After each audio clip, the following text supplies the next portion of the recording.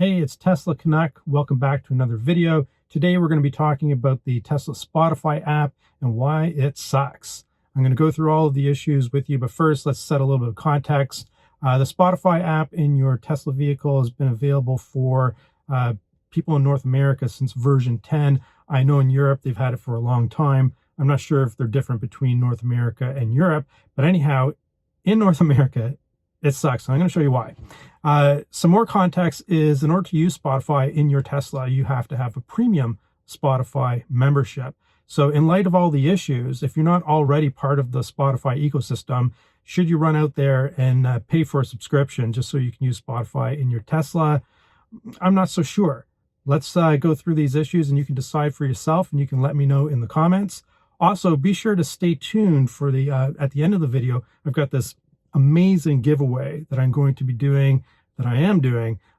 So I'll give you all the details and you can sign up for the giveaway. Let's get started with the issues. One of the issues that I've had with Spotify, and many other people are reporting in the various Tesla forums and whatnot, is you get a constant loading error. On my commute, for example, to work, it typically takes between 1 or 2 hours, depending on the traffic. And this will happen probably 4 or 5 times on my trip. So this is certainly an issue that people are experiencing, and hopefully there's going to be a fix soon. To fix this error that you're seeing, you have to go to another streaming service. For example, like if you turned on Slacker and then went back to Spotify, it would work. So we could actually try that here. Let's go to another service. And we will just, I don't know, let's try some Greta Van Fleet here.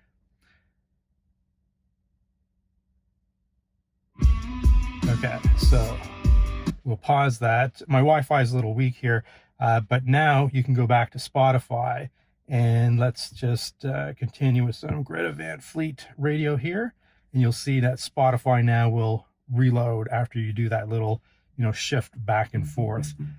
So there we go. Okay, issue number 2 is very closely related to the first issue, and that's sometimes instead of getting an error message that it can't connect or whatever that error is, it'll just have no volume. So you will see that the track is moving, it's playing, but there'll be no volume.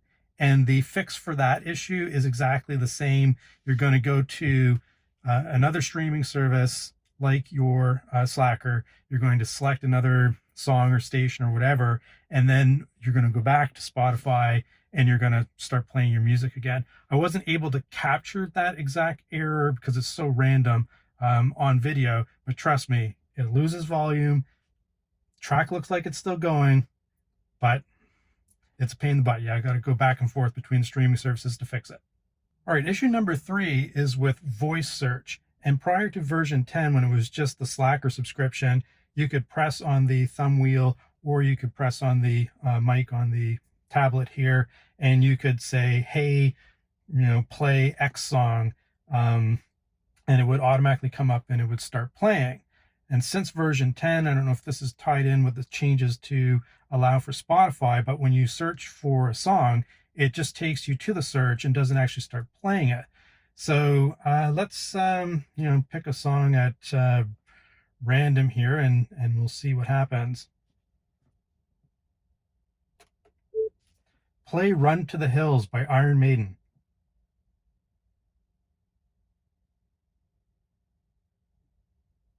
Okay, so you can see it's searching for it.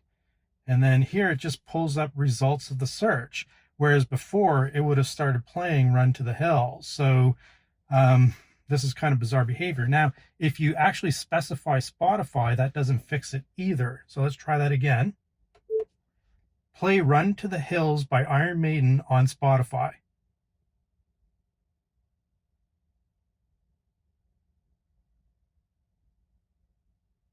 Again, it's just going to take you to the results instead of actually starting to play the song.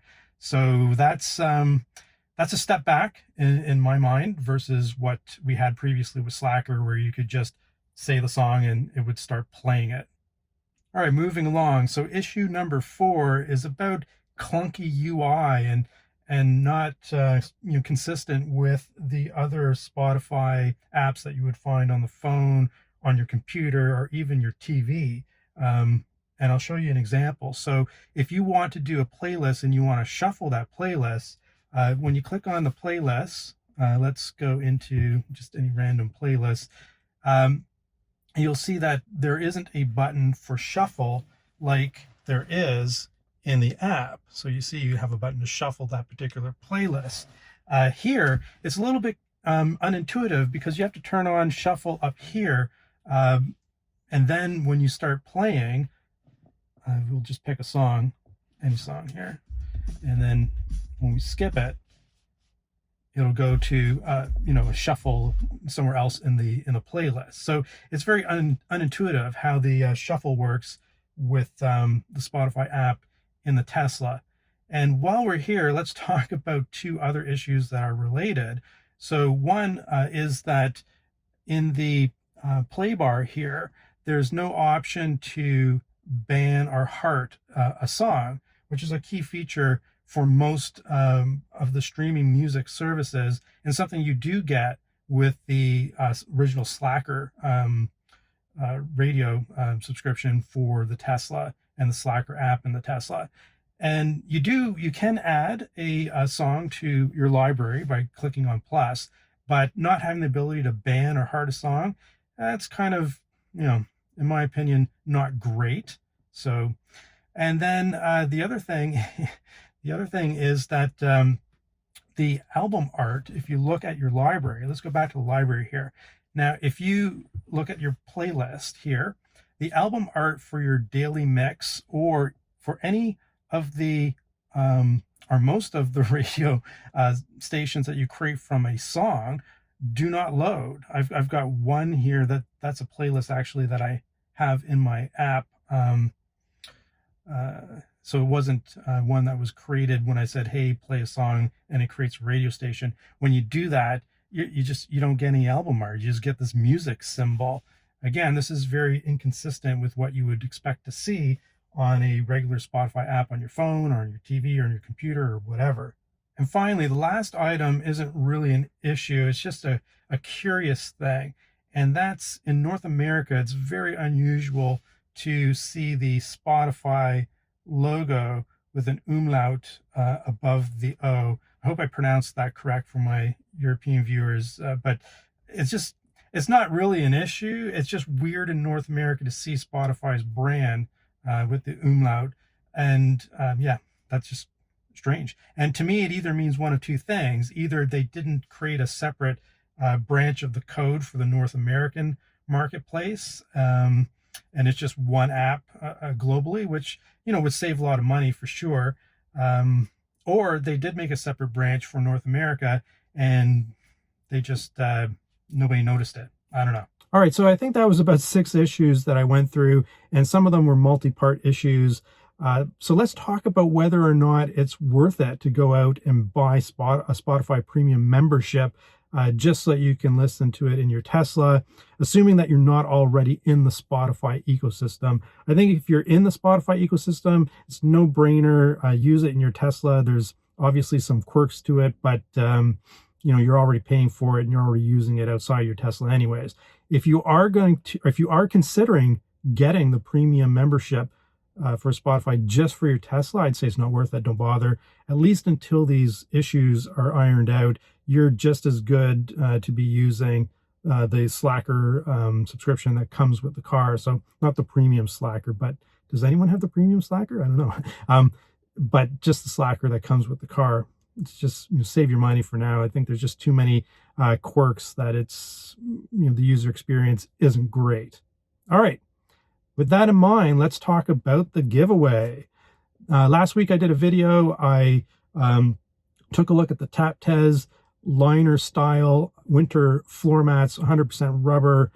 So I'm going to link the video here, up here, and down there. With that video, Taptez came back to me and said, listen, he said, if that video can get 4,000 views, we will give one of your viewers a set of these mats, which retail for $129 US. So if we can get the view count on that video up to 4,000, I will be giving away a set of those maps. They will come directly from TapTez. The great news there is it's open to basically anyone in the world, because wherever TapTez ships to, if you live there, you're eligible for this giveaway, which is really great. So watch the video, share the video. Let's try to get that up to 4,000 views. And one lucky viewer is going to have a pretty nice set of free mats. The details about the giveaway can be found in that video, and also the instructions of how to sign up for the giveaway. All right, that's it. Thank you for watching. As always, please subscribe if you haven't done so already. And by the way, to be eligible for that contest, you need to be a subscriber. And I'll catch you on the next one. Tesla Canuck. Over and out.